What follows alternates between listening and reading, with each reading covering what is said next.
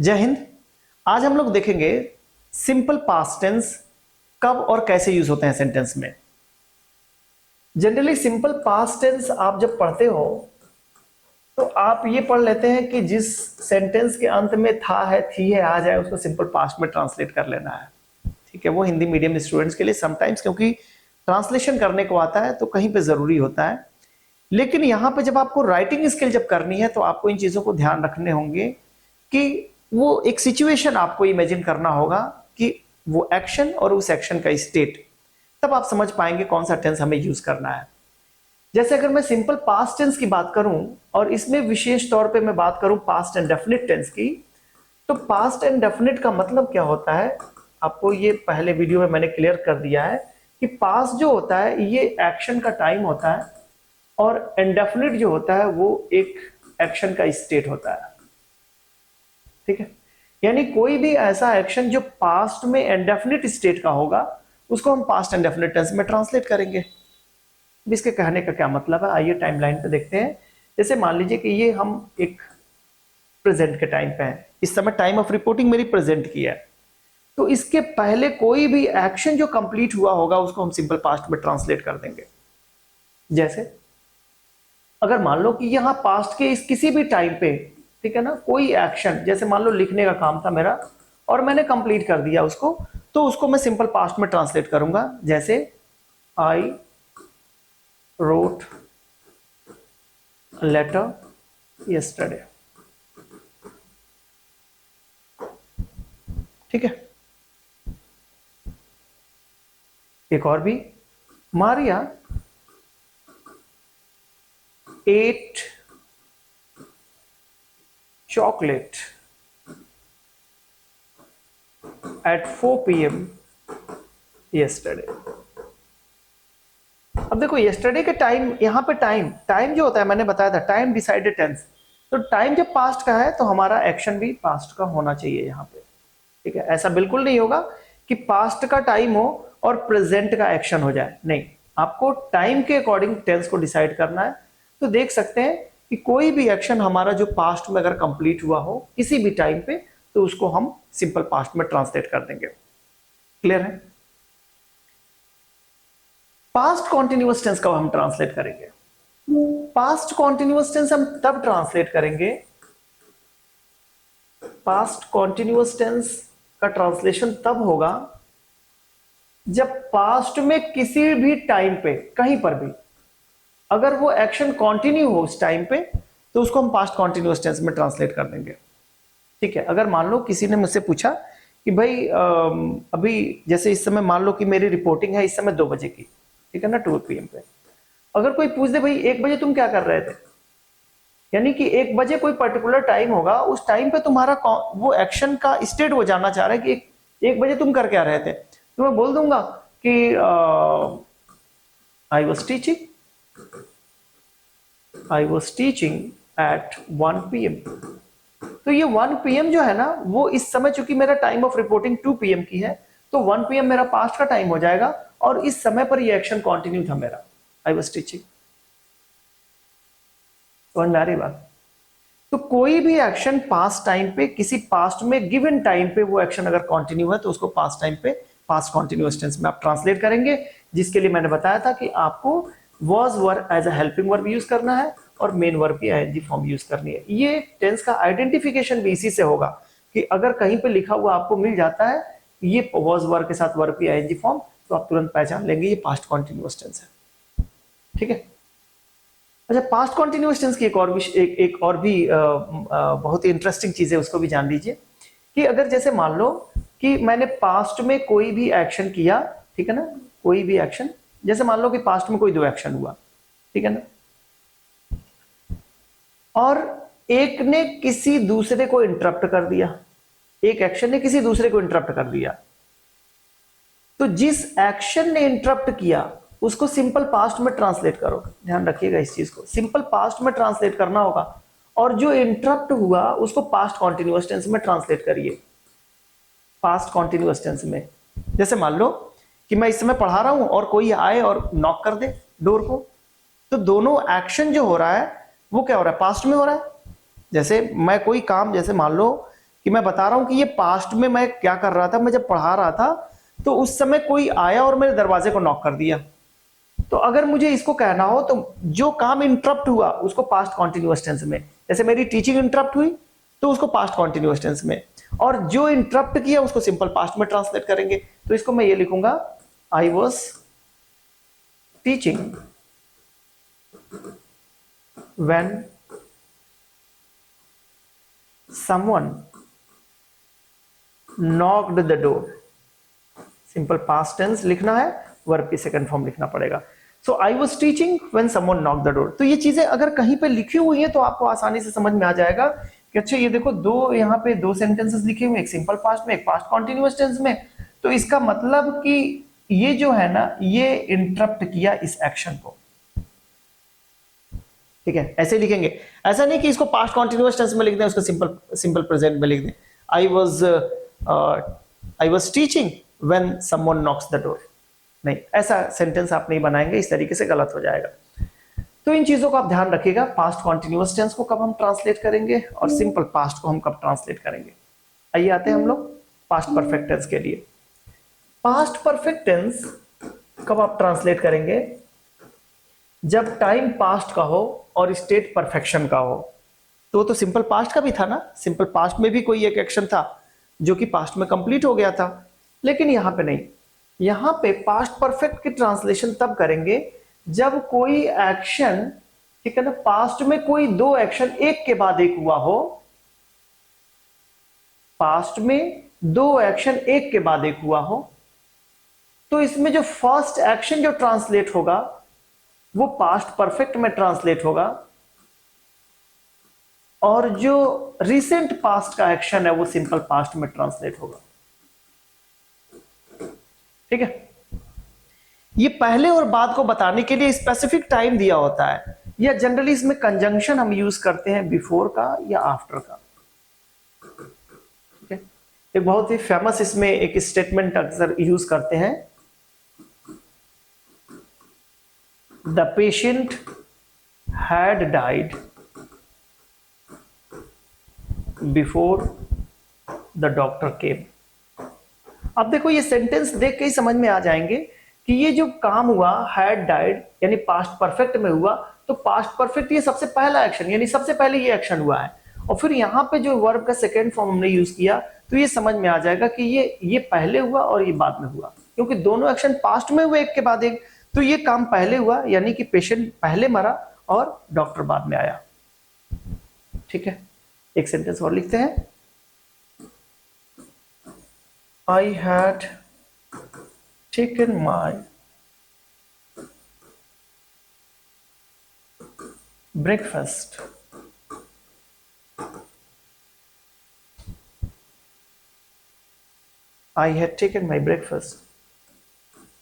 before my friends came। देख लो, इसका मतलब ये काम पहले हुआ, बाद में आपके दोस्त आए। आप इसको ऐसे भी लिख सकते हो, अगर चाहते हो कि आपके फ्रेंड पहले आए और बाद में मैंने नाश्ता किया तो आप ये लिख सकते हो, माई फ्रेंड्स केम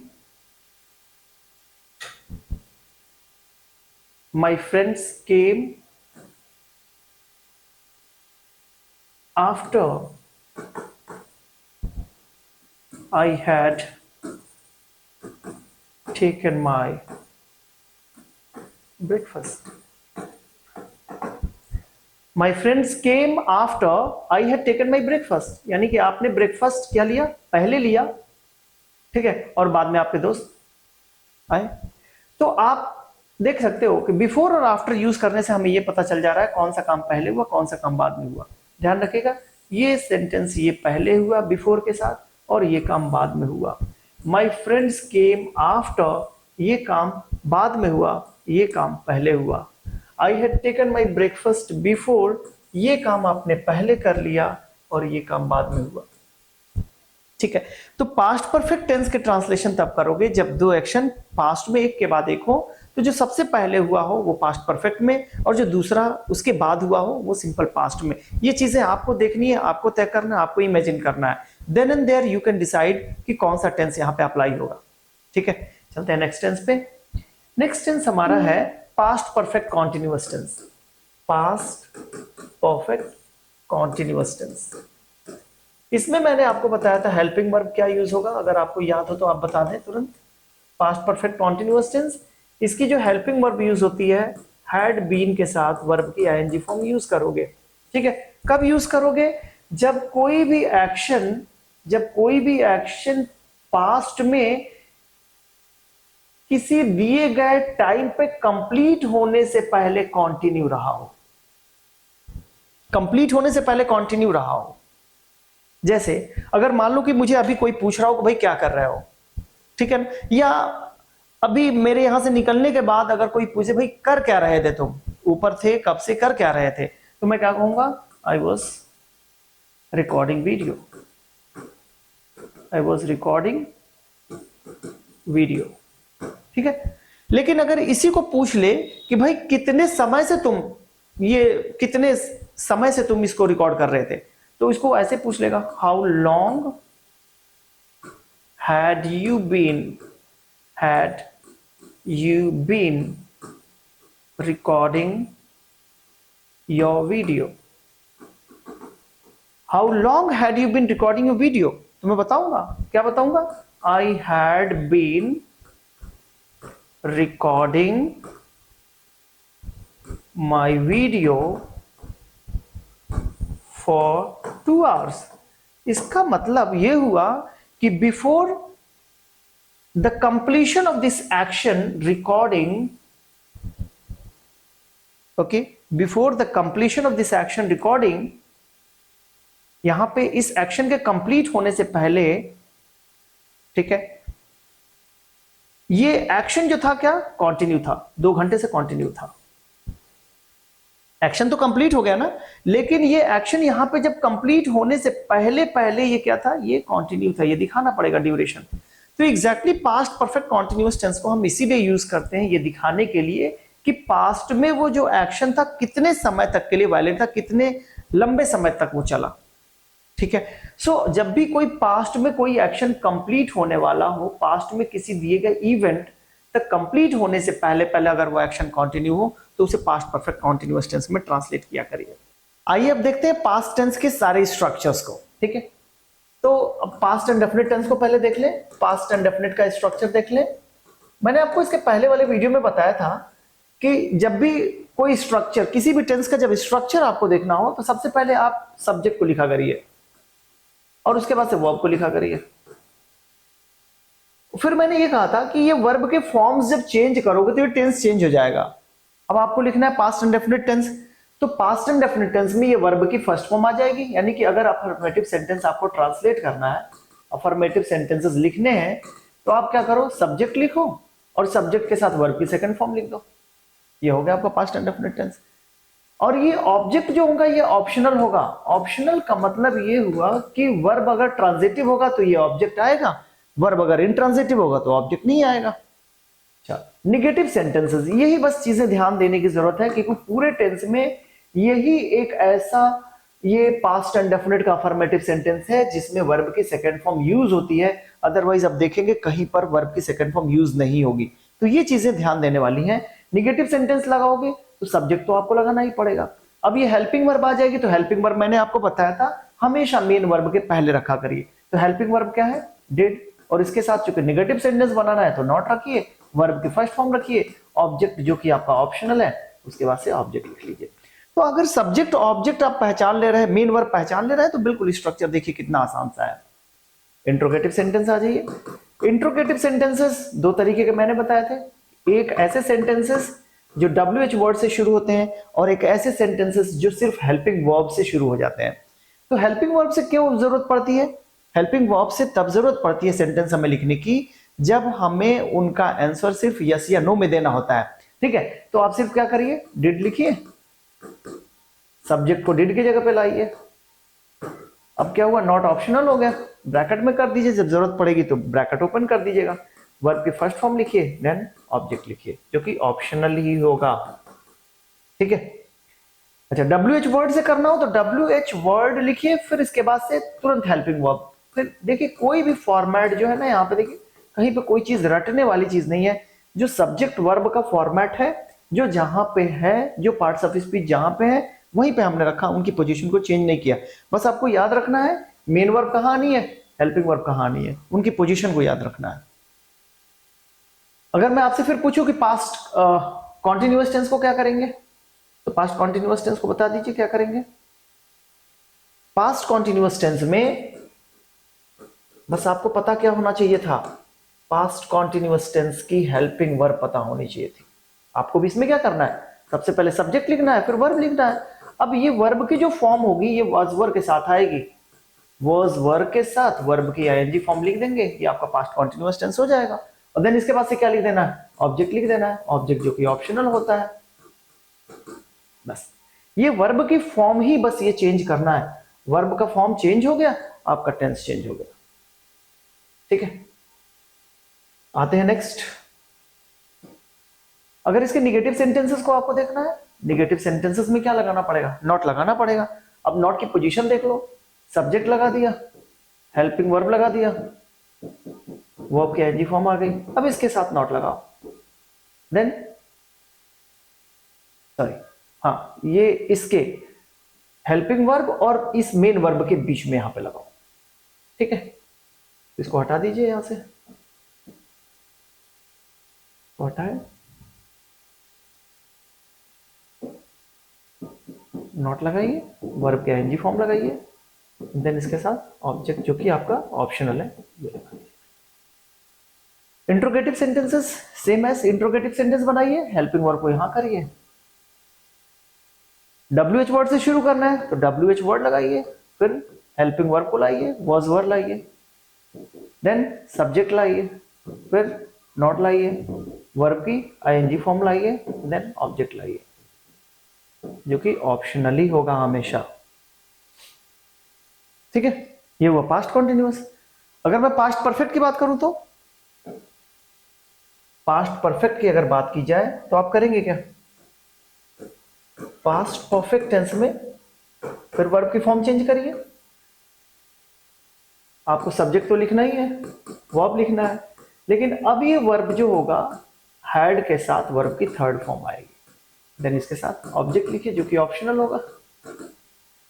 स्ट्रक्चर कितना आसान सा है, बस आपको सेंटेंसेस जब बनाने हैं तो आपको पता होना चाहिए मैं पहले क्या लिख रहा हूं, देन क्या लिखना है, मुझे ऑब्जेक्ट कब लिखना है। निगेटिव सेंटेंस, नॉट की पोजीशन आप समझ गए, हेल्पिंग वर्ब और मेन वर्ब के बीच में नॉट आ जाएगा। यानी निगेटिव सेंटेंसेस जब आप ट्रांसलेट करोगे तो सब्जेक्ट आपको लिखना पड़ेगा, हैड के साथ वर्ब की थर्ड फॉर्म, हैड के साथ फिर नॉट लाइए, देन वर्ब की थर्ड फॉर्म लाइए और देन ऑब्जेक्ट लाइए जो कि ऑप्शनल होगा। ट्रांजिटिव की कंडीशन में ही ये ऑब्जेक्ट आएगा, अदरवाइज इसको नहीं रखेंगे। इंट्रोगेटिव सेंटेंसेस अगेन हैड को पहले लाइए, सब्जेक्ट को यहां पे करिए। अगर WH वर्ड से बनाना है तो WH वर्ड के याद रखिए, जब भी इंट्रोगेटिव सेंटेंस WH वर्ड से शुरू होगा आपके तुरंत उस टेंस की हेल्पिंग वर्ब आ जाएगी, देन सब्जेक्ट आ जाएगा और जो पोजीशन है जिसका वो वहां पे उसको रखेंगे आप।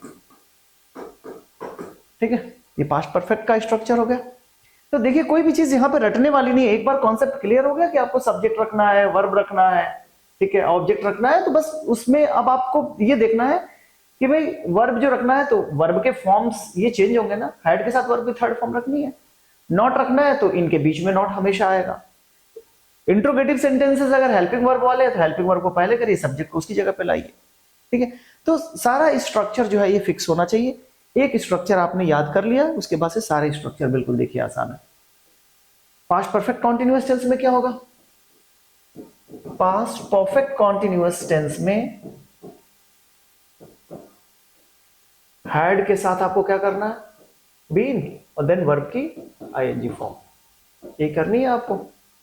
अब देखिए अगर सब्जेक्ट के साथ वर्ब, इसी वर्ब को चेंज कर देना है, हैड के साथ बीन, देन वर्ब की आईएनजी फॉर्म और फिर इसके बाद से ऑब्जेक्ट अगर आता है तो ये तो वर्ब की जगह पे हमने ये रख दिया और ऑब्जेक्ट हमारा क्या है, ऑप्शन। ये अफर्मेटिव सेंटेंस हमारे ऐसे ट्रांसलेट होंगे।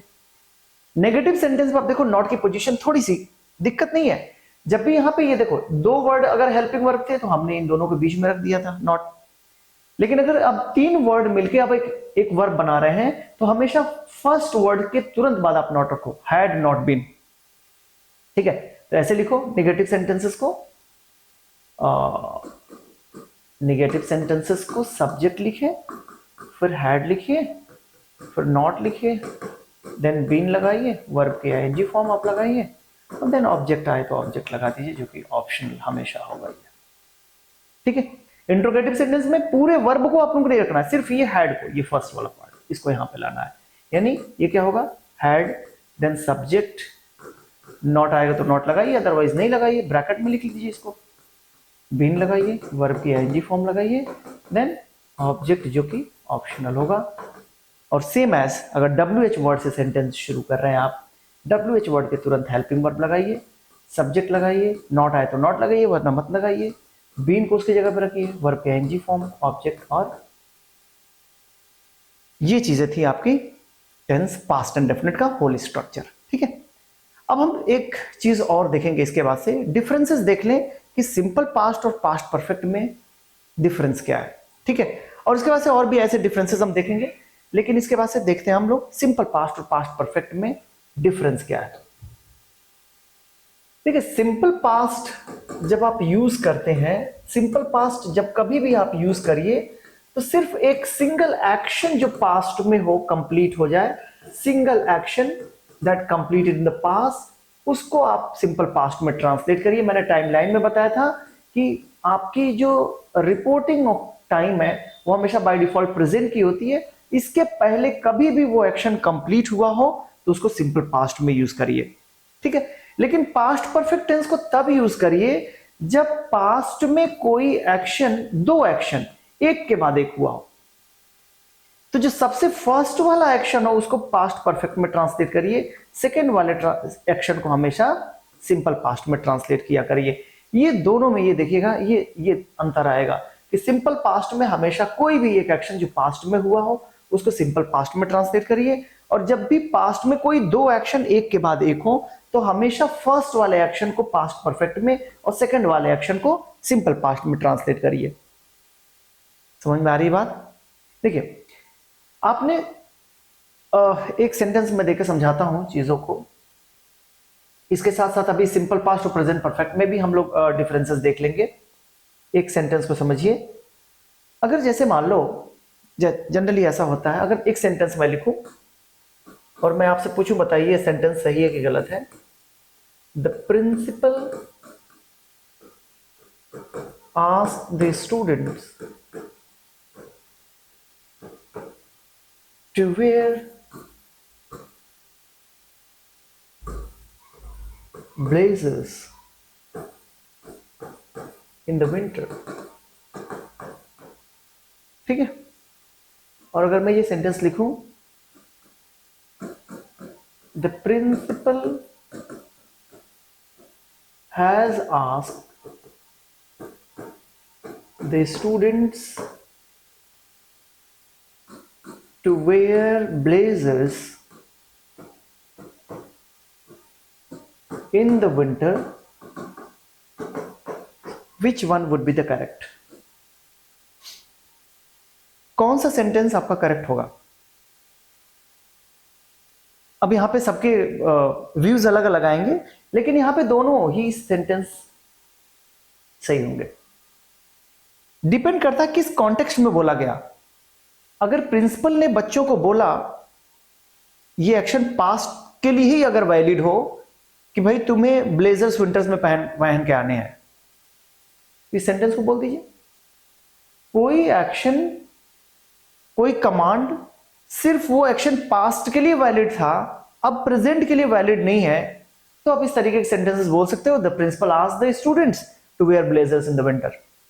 लेकिन ध्यान रखिएगा, प्रिंसिपल की जो वर्डिंग्स होती हैं, वो वर्डिंग्स जो होती है वो हमेशा के लिए होती है, यानी पास्ट में भले ही कहा हो लेकिन प्रेजेंट के लिए भी वो चीजें वैलिड होती हैं। हर साल नहीं कहेगा वो। एक बार कहा, पास्ट में कहा कि भाई विंटर्स में आपको ब्लेजर पहन के आने हैं, तो अगली बार विंटर में वो नहीं कहने जा रहा है कि भाई ब्लेजर अब नहीं, स्वेटर पहन के आओ। अगर कोई इंस्ट्रक्शन चेंज हुआ तो दैट्स फाइन, लेकिन अगर उस चीज को प्रेजेंट में भी उस चीज को उसको अप्लाई करना है तो उस सेंस में अगर आपको बात करनी है तो ये स्टेटमेंट आपका सही होगा, the principal has asked the students to wear blazers in the winter. मैंने आपको बताया था कि अगर कोई एक्शन सिर्फ पास्ट में कंप्लीट हो जाए तो उसको सिंपल पास्ट में ट्रांसलेट करिए, लेकिन प्रेजेंट परफेक्ट में भी तो एक्शन कंप्लीट हो जाता है। प्रेजेंट परफेक्ट का मतलब रिसेंट पास्ट में कोई एक्शन कंप्लीट हुआ हो और उसका इंपैक्ट अभी प्रेजेंट में भी दिख रहा हो, उसका इंपैक्ट, तो उसको प्रेजेंट परफेक्ट में ट्रांसलेट किया करिए। प्रेजेंट परफेक्ट का मतलब ये नहीं हो कि प्रेजेंट में ये परफेक्ट हो गया। कोई भी काम परफेक्ट होने के बाद ही रिपोर्ट करेंगे कि ये एक्शन कंप्लीट हो गया। आपने खाना खा लिया, खाने के बाद ही तो बोलोगे कि भाई ये एक्शन कंप्लीट हो गया, आई हैव ईटन। बात आ रही समझ में? I have written, so after writing you will say that I have written. ऐसा तो होगा नहीं ना कि अभी एक्शन कंप्लीट इनकम्प्लीट है तभी आपने रिपोर्ट कर दे भाई एक्शन कंप्लीट हो गया, नहीं। कोई भी एक्शन कंप्लीट होने के बाद ही आप रिपोर्ट करोगे कि वो एक्शन कंप्लीट हो गया। इसीलिए जब कभी भी आप प्रेजेंट परफेक्ट को यूज करें तो प्रेजेंट परफेक्ट का जो ट्रांसलेशन होता है वो तब करते हैं जब कोई एक्शन रिसेंट पास्ट में हुआ हो लेकिन उसका इंपैक्ट अभी भी प्रेजेंट में हो। जैसे एक एग्जांपल मैंने आपको दिया था कि अगर मान लो कि एक हफ्ते पहले मेरा हाथ टूट गया हो और बस ब्रोकन हैंड के साथ में अगर आ रहा हूं और आपने पूछा व्हाट हैपेंड, तो मैं ये नहीं बोलूंगा I broke my hand, no, though it happened in the past but the impact is still you can see, means the effect of that broken hand can be seen in the present. So आप क्या कहोगे? I have broken my hand, या मैं बोलूंगा I have broken my hand, because you can see the impact of that, you know what incident has happened in the past you can still see in the present. okay, so आप इस तरीके के sense को, इस तरीके की चीजों को जब इमेजिन करोगे तब जाकर आपके सेंटेंसेस फ्रेमिंग जो होगी आपकी सही होगी। अदरवाइज पहले हिंदी ट्रांसलेशन फिर इंग्लिश ट्रांसलेशन करना बड़ा मुश्किल हो जाएगा। ठीक है, तो ओवरऑल मैं यही कहूंगा टेंस पे पूरी अच्छी पकड़ करने के लिए, पकड़ रखने के लिए आपको एक्शन को जानना जरूरी है। उस एक्शन की स्टेट को जानो, उस एक्शन के टाइम को जानो। ठीक है, हेल्पिंग वर्ब सारे जानो, किस टेंस में कौन से हेल्पिंग वर्ब यूज होते हैं, और मेरे ख्याल से ये सारी चीजें अगर देख लेंगे तो आप पे टेंस पे एक अच्छी पकड़ बन जाएगी। ठीक है, तो आज के लिए बस इतना रहने देते हैं और उम्मीद करूंगा कि आप जरूर इस वीडियो को शेयर करेंगे, लाइक तो करेंगे ही करेंगे और इस चैनल को जरूर सब्सक्राइब करेंगे। Thank you.